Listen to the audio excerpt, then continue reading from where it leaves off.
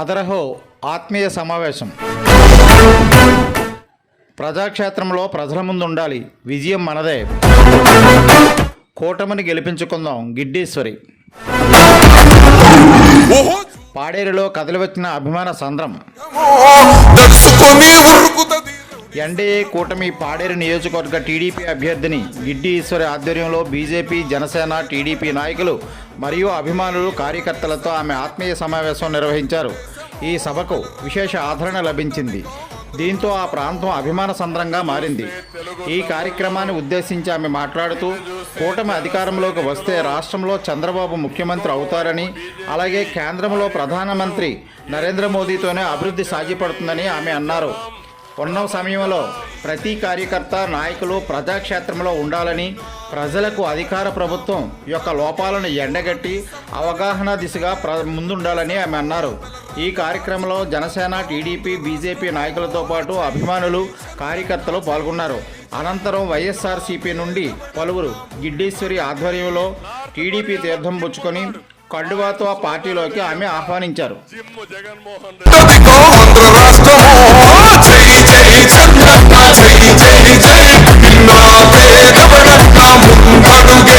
North కొరియాలో Kim ఉన్నాడు, ఆయన సోదరుడు ఈ యొక్క జిమ్ జగన్మోహన్ రెడ్డి.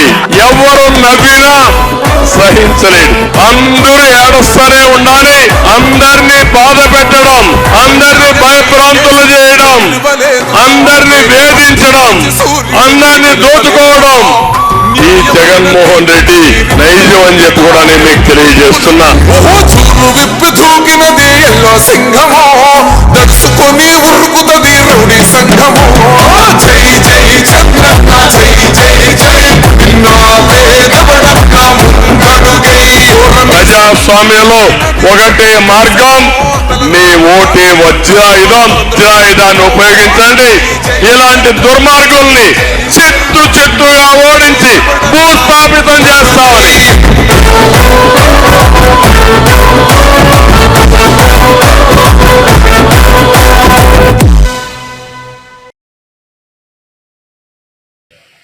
ఏదైతే కలయిక ఉందో, కేంద్రంలో నరేంద్ర మోడీ గారు ముఖ్యమంత్రి అవుతారు, రాష్ట్రంలో చంద్రబాబు నాయుడు గారు సీఎం అవుతారు. వారికి తమ్ముడుగా అన్నిట్లో కూడా కీలకమైనటువంటి పాత్ర వహిస్తున్నటువంటి పవన్ కళ్యాణ్ గారు ఉంటారు. వారి యొక్క వారసులుగానే ఇక్కడ మనమంతా ఆత్మీయ సమావేశం చేసుకుంటున్నాం. రేపు ఇంకా ఎలక్షన్, ఇంకా మనకు ఖచ్చితంగా పోరాటం ఇంకొక 12-13 రోజులు ఉన్నాయి అంతే. ఈ 13 రోజుల్లో మనం ఏ విధంగా వెళ్ళాలి, ఎలా మనం వెళ్తే ప్రచారం సాగిస్తాం, సమన్వయ కమిటీలు ఎలా వేసుకుందాం, వీటి కోసమని ఒక ప్రత్యేకమైనటువంటి ఆలోచన చేసుకోవడానికి కూడా ఈ ఆత్మీయ సమావేశం ఏర్పాటు చేసుకున్నాం. అంతేకాదు, వివిధ పార్టీల నుంచి, వివిధ భావజాలాల నుంచి ఇచ్చేసినటువంటి మనమంతా ఏకాభిప్రాయం, ఏకభావజాలంతో రేపు ఎలక్షన్లో గెలిపే ధ్యేయంగా, గెలిపే లక్ష్యంగా మన అరకు పార్లమెంట్ ఎంపీ అభ్యర్థి కొత్తపల్లి గీత గారిని మీ అక్కగా, చెల్లిగా నన్ను పాడేరు నియోజకవర్గంలో మనం మీ అక్కగా, చెల్లిగా నేను పూర్తిగా ఉన్నటువంటి నా మనసా వాచా కర్మన మీ అందరికి ఒకే మాట చెప్తున్నాను. ఎందుకంటే 3 పార్టీల నుంచి వచ్చినటువంటి నాయకులు, కార్యకర్తలు అందరి మనోభావాలు, మనం ఏదైతే ఏకాభిప్రాయం అంటున్నామో, రాజకీయాల్లో కొన్ని సందర్భాల్లో అవి ఒడిదుడుకులు ఉండొచ్చు, కానీ రేపొద్దున్న అది ఒక కార్యరూపం దాల్చినప్పుడు నేనైతే మీ అక్కగా, చెల్లిగా మనసా వాచ కర్మన మరొక్కసారి చెప్తున్నాను, మీ అందరి మనోభావాల్ని నేను గౌరవిస్తున్నాను. మీ అందరి యొక్క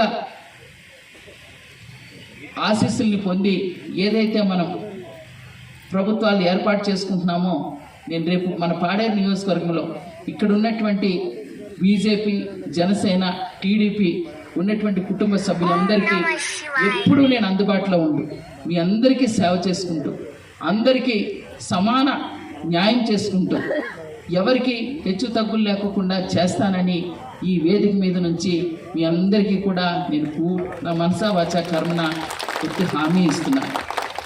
ఎందుకంటే ఈరోజు ఎలక్షన్ అయిపోతుంది, ఎలక్షన్ వరకు నడిచేస్తాం, అయిపోయిన తర్వాత ఫర్దర్ ఏంటి, మమ్మల్ని గౌరవిస్తారా లేదా, అసలు పట్టించుకుంటారా లేదా? దయచేసి అలాంటి అపోహలు వద్దండి. మనమంతా ఈ రాజకీయాలు పార్టీలు పక్కన పెడితే మనమంతా ఆదివాసీలు, మనమంతా గిరిజనులు. మొట్టమొదట మూలం ఆదివాసీలం. ఆదివాసీకే చేసుకోకపోతే ఇన్ని రాజ్యాంగంలో 5th షెడ్యూల్ ఉండదు.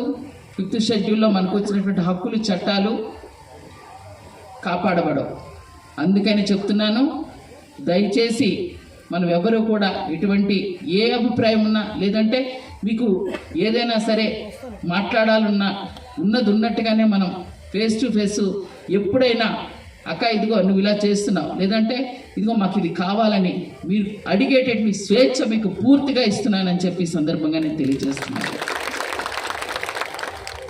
ఏది ఏమైనా రేపు రాబోయే కాలంలో మన గిరిజనులందరికీ కూడా జీవో నెంబర్ 3 రావాలి. అదే ప్రధాన ఎజెండా. అలాగే ఇక్కడ ఉన్నటువంటి హక్కులు చట్టాలనంటే మనకు వచ్చేటటువంటి రాయితీలు సప్లైల్లో కానీ, అలాగే వచ్చేటువంటి నిధుల్లో కానీ వైఎస్ఆర్ కాంగ్రెస్ ప్రభుత్వం చేసినటువంటి దురాచారాలు, అక్రమాల్ని పూర్తిగా ఎండగడుతున్నాం. ఎండగట్టి ప్రజలకు అందించినటువంటి సంక్షేమాన్ని మనం అందించబోతున్నాం. ఆ అందించేటటువంటి క్రమంలో మన ప్రాంతాల అభివృద్ధి సంక్షేమానికి మీ అక్కగా చెల్లిగా నేను పూర్తిగా మీకు సహకరిస్తూ మీ ప్రాంతాల్లో ఏ సమస్యలు ఉన్నా సరే తీర్చడానికి మీ అందరి తరపున అసెంబ్లీలో పోట్లాడి గట్టిగా గలం విప్పి మాట్లాడి ఎక్కువ నిధుల్ని తీసుకొని వచ్చి మన పాడేరు నియోజకవర్గాన్ని అభివృద్ధి పదంలో తీసుకొస్తానని కూడా మాటిస్తున్నాను.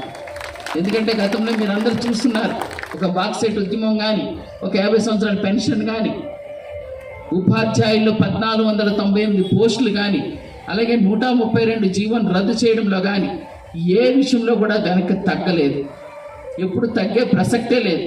ఇప్పటికే చెప్తున్నాను, మన గిరిజన సంక్షేమం ఏదైతే ఉందో, మన గిరిజన ప్రాంతాల అభివృద్ధి ఏదైతే ఉందో దానికి మనమంతా కూడా కలిసికట్టుగా ప్రయాణం చేద్దాం, పోరాటం చేద్దాం. వైఎస్ఆర్ కాంగ్రెస్ పార్టీని చిత్తుగా ఓడిద్దాం. రేపు మన ప్రాంతాన్ని అభివృద్ధి సంక్షేమ పదంలో తీసుకెళ్దాం. దానికి ఇక్కడ ఉన్నటువంటి అధినాయకులంతా ఎవరు గొప్ప కాదు, నేను గొప్పదాన్ని కాదు, అలాగని ఏదో అభ్యర్థి అయ్యాను ఎమ్మెల్యే అయ్యాను కాదు. ఇక్కడ ఉన్నటువంటి అందరూ పార్టీల్ని నడిపేటువంటి అధినాయక పెద్దలు అందరి యొక్క సలహాలు సూచనలు కూడా తీసుకొని రేపు పొద్దున మనం ముందుకు వెళ్తామని చెప్పి ఈ సందర్భంగా మీకు తెలియజేస్తూ, ఆంధ్ర రాష్ట్రమో జై జై చంద్రన్న జై జై జై నిన్న పేదవడన్న ముందడుగై. నార్త్ కొరియాలో కిమ్ ఉన్నాడు, ఆయన సోదరుడు ఈ యొక్క జగన్మోహన్ రెడ్డి. ఎవరు నవ్వినా సహించలేడు. అందరూ